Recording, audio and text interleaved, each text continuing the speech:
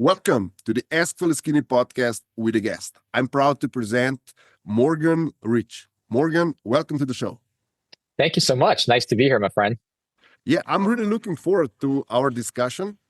And I would like to know, what do you do and how did you start working on such an exciting things that Yeah. you're working on? Yeah. Well, a lot of my work is with men and young men and people at transitional points. And so to me, those are really crucial. And they have everything to do with, with how midlife crisis, they have to do with coming back home. What happened for me is when I was 18, my dream of playing professional hockey and playing in the Olympics, which are going on right now, died when I was a young guy. And then my dad, so the dreams died, and then my dad died. And what happened was something in me woke up during that time, a way of thinking and feeling like, I'm a really caring guy. Like I am a really caring, thoughtful dude who is looking out at this world and saying, I'm not really sure about what's going on out here. It doesn't make sense to me. There's a level, there's a masculine energy, there's a ill health, there's a not being connected to what really matters. That became really, really clear to me in the grief of my dad dying. And so to me, when we talk about life transitions, when we talk about midlife crisis, when we talk about those moments of shifting who we be, it's like a coming back home. It's a coming back home of how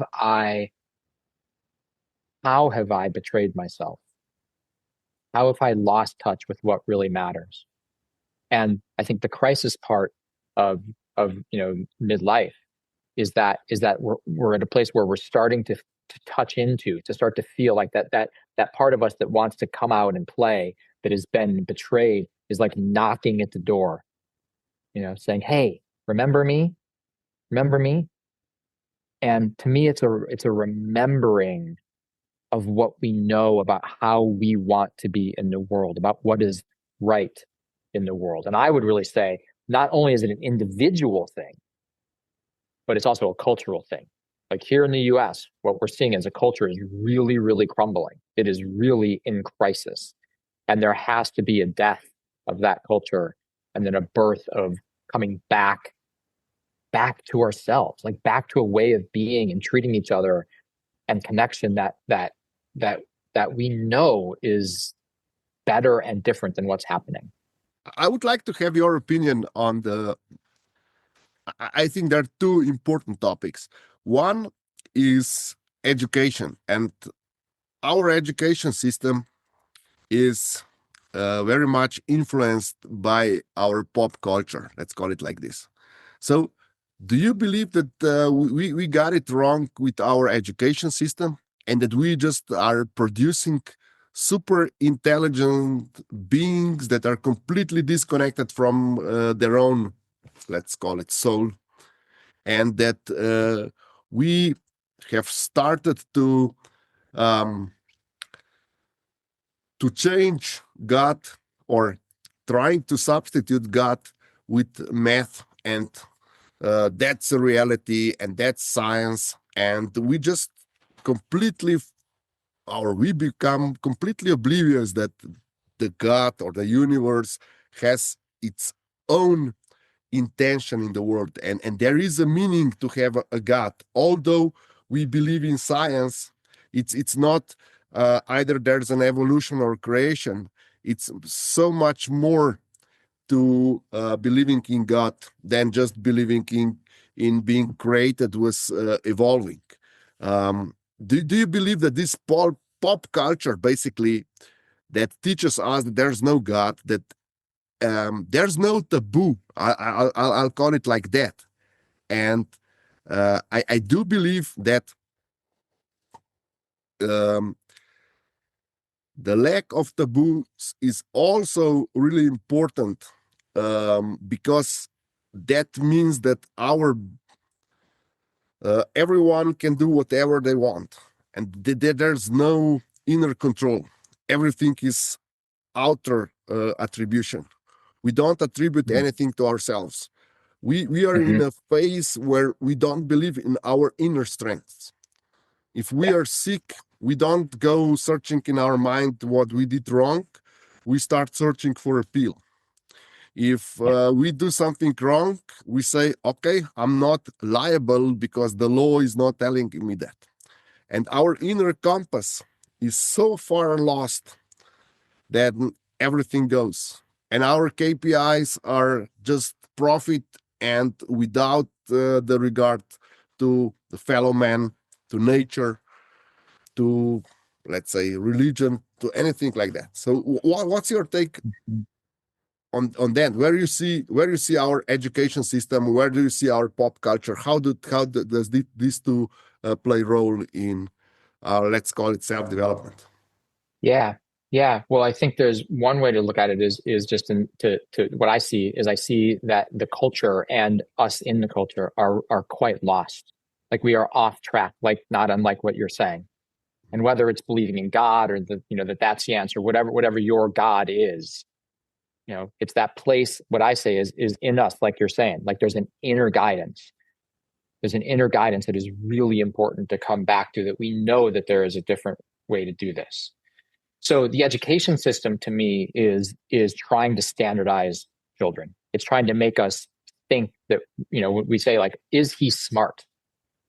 Is she smart? And smart is a very interesting thing that is based on a paradigm of being good at math, being good at English, being good at the academic pieces of things. But think about somebody who listens really, really well. Think about someone who's a musician who is just really, really gifted. They are smart. Think about an athlete. They are smart. Think about someone who's really good at relationships. They are smart. They're just smart in different ways. And so the word is corrupted, intelligence and smart, that it is very narrow in the way that we use it consistently, of what it's become to mean is academically capable. And that is one of, Howard Gardner's, 8 intelligences, that there's a lot of different ways to be smart in it. So our education system, the mom of my kids, she is a beautiful educator, and she used a technique called Reggio Emilia. And what that was they would have multiple teachers in the classroom when they had the funding to have multiple teachers in the classroom. But theoretically, they would have multiple teachers, one of whom would be guiding the class, the other of whom would be watching the kids really closely and seeing who was paying attention and how, seeing what were the connections that were being made inside of the classroom. So they weren't the curriculum was structured around what is emergent and coming out of the kids. And they were listening. And one year they created this beautiful thing called the neighborhood, where the kids were able to go, they create, like, each person had a house, had a structure, had something in this imaginal place that they created. And they would actually go there together. And in the neighborhood, the interactions that they had with one another was different than the interactions they had in the regular classroom. The kids who were made fun of and teased in the regular classroom, in the neighborhood, they were treated differently by the cool kids. It was this incredible offering, imaginal place of going into that place, that God place, of when we're outside of the structure of needing to be smart, when we're outside the structure of needing to perform and know math and do all those crazy things, our humanity comes forth. To me, that's the God you're talking about. Our humanity comes forth. And then, and what we want is, we all want that. We want to live from that place. But we've all gotten lost and betrayed ourselves and started to live a life that's based on, like, whatever success is: money, wealth, resume building things, all the externalities that the culture says, hey, if you have this car, if you have these clothes, if you have this resume, if you have this success, you're going to be happy, you're going to be well. And we gave up that sense of humanity Can, to can try I? to live a different life. Yeah. I would like to know, how would you connect this, that we completely lost as a society sense Yeah. of humanity, and as we can see with the latest development, in what is coming out. Um, Yeah. we see that a lot of people that were portrayed to us as successful are a complete failure in. They're really, yeah, If humanity would be KPI, they would be zeros. And yeah, right. yeah. It's to me, it's an indication of, so we're talking about the Epstein files, which have just been released again. And there's all these stories around it, Deepak Chopra, Bill Gates, Donald Trump, so many others. This is not a political thing at all. Here are some of the people who are the billionaires, the wealthy, the gurus of our time, who have wealth. They have done, they have power, they have success in the way that we think success is, and they are hurting and lost enough that they are so far from humanity that they are exploiting and just, it's horrific, the kinds of ways that they're treating other humans. I mean, it's astounding. I've sat in meditation all week just thinking about, like, how does that happen? That we're that far astray, and that these are the people that we've looked up to. So we're all culpable of this. This isn't one of those, like, it's those bad actors over there. I have betrayed myself. We have betrayed ourselves. And that to me is, and so this is like a light shining and screaming to say, we know better. We know that if we go down that road of pretending that all those externalities are more important than our humanity, than how we treat one another, than loving each other, then we have lost something really significant about who we are and how we want to be. Which, of course, to me is the essence of the midlife crisis, right? I mean, that's it. It's like we're like, oh. Would you agree with the saying that all it takes evil to prevail is for good people to do nothing? Sure. Yeah. And to me, I mean, yeah, right. Because it's the betrayal of self. Like, and it's, you know, sometimes people ask me a lot of why is it so hard? Why is this so hard? We all know better. We all know that that how we want to be and how we want to treat people. At least that's what I believe. So why aren't we doing it? Like, why are good people being quiet? What's going on? And I was watching the Super Bowl ads. The Super Bowl just happened, and so here come the Super Bowl ads, and an ad, the Budweiser ad, which just won some award. I don't pay attention to that kind of thing, but it's a portrayal of, here's America presenting itself to the world. Here's our way of being presenting itself to the world. And there's this beautiful, it's a touching ad. The ad is with a horse and an eagle, and it has this. It's an emotionally touching ad. And at the last moment, there's a dad and a son, and the dad is standing there watching this beautiful relationship between the horse and the eagle and the natural world. And he starts to cry. And the son says, "Those tears?"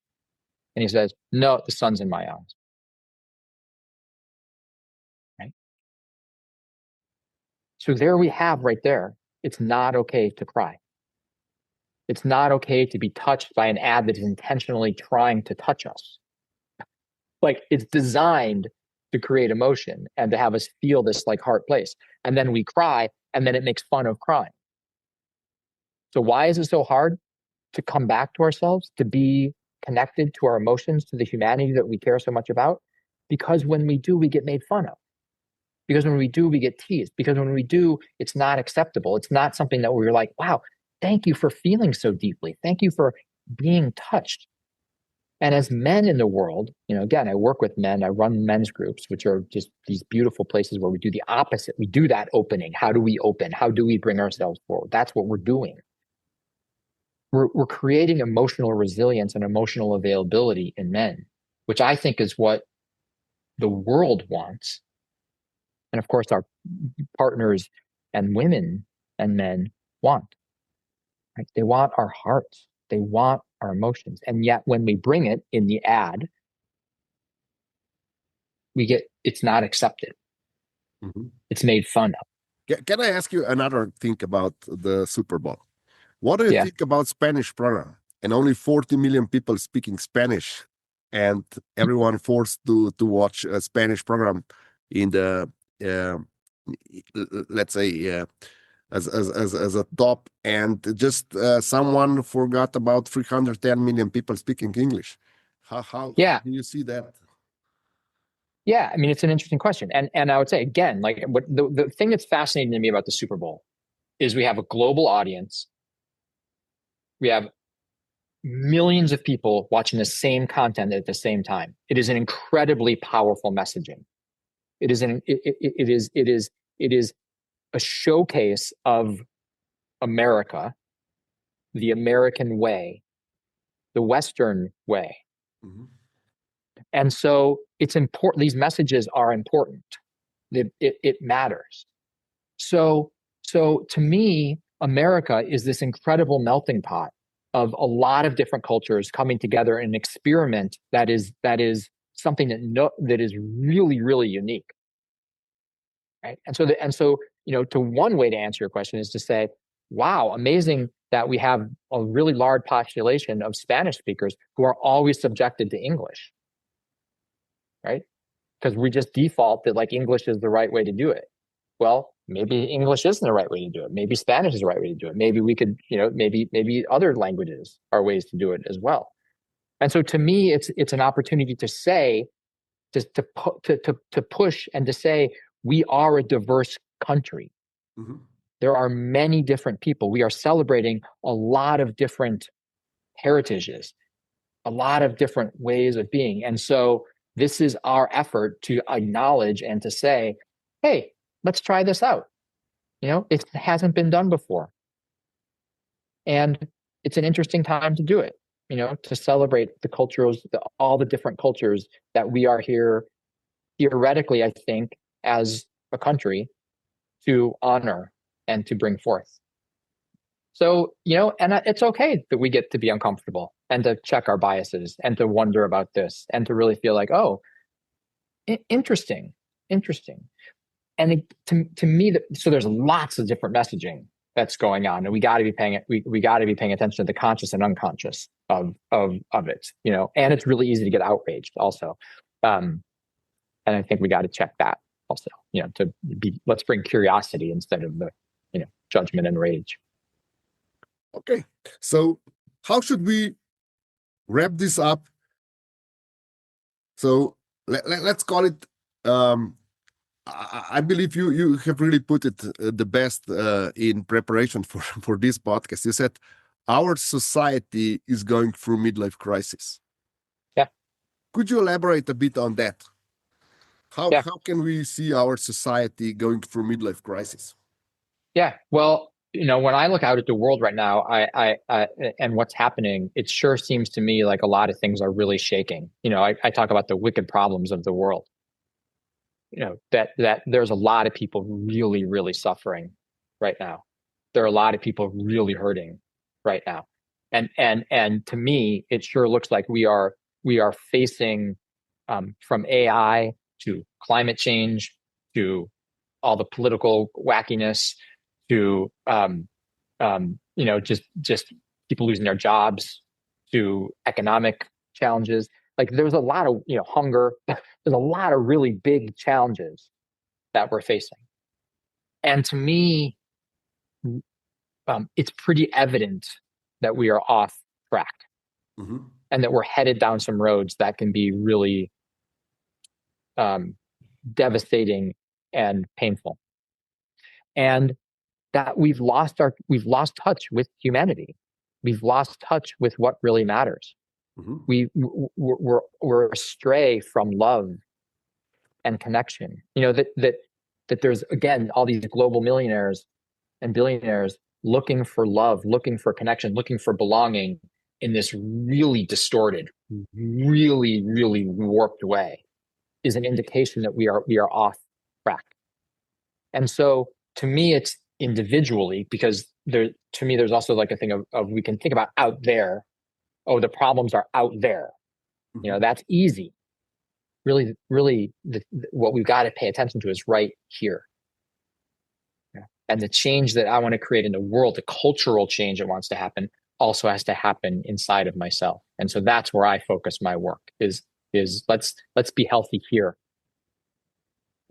Let's do this, because I don't know how to solve that other than doing this, because I know how to do this right here. And I can be that. And so and I enjoy the place of the crisis, of the cultural collapse, let's call it, which is going to be painful, is painful already. And we got to be able to hang in that and allow transition, allow the alchemy of change, allow the alchemy of discomfort, allow the alchemy of things burning down like a forest fire. When a forest fire happens, then it brings alive new birth. And I think we're right in that need for, we got to come back home. Like we got to figure out how to really take care of each other and remember that we know how to be connected to our hearts and bring forth the love and the care that we're like, we got to come back home. Thank you for all these amazing insights. Before we conclude, please tell our listeners where they can reach you, where they can check your books, and what's the best place to get in contact. Yeah, thanks for that, Peter. So I hope it's evident that like I live this stuff, and we talked about a lot of big things, but really the work is about the work in here, is about the work between men. So morganrich.com is my website. I have a resource for listeners who want to take steps into their life, which is morganrich.com/courage. And there's a resource there for anyone who wants to grab that. You can also schedule a time to talk with me. I have this beautiful coaching program called Inhabiting Purpose, which is about doing that work of when you're in that place of who am I? How do I want to be in the world? That we do a month-long program of really shining light on purpose. My book, The Invitation Beyond, I'll just say the invitation beyond the surface level, the invitation beyond the nonsense, the invitation beyond the trance. Right? We are caught in a game that we don't want to be playing. And so the book is about how do we take steps back into our hearts, exactly as we've been talking about. So that also is available, morganrich.com. You'll find links on there to my men's groups, to the book. And then, I have YouTube's channel, Morgan Rich Beyonder. A lot of content is there. Substack, which is morganrich.substack.com, where you'll find articles, videos, and things like that. So those are the places. And thanks for the opportunity.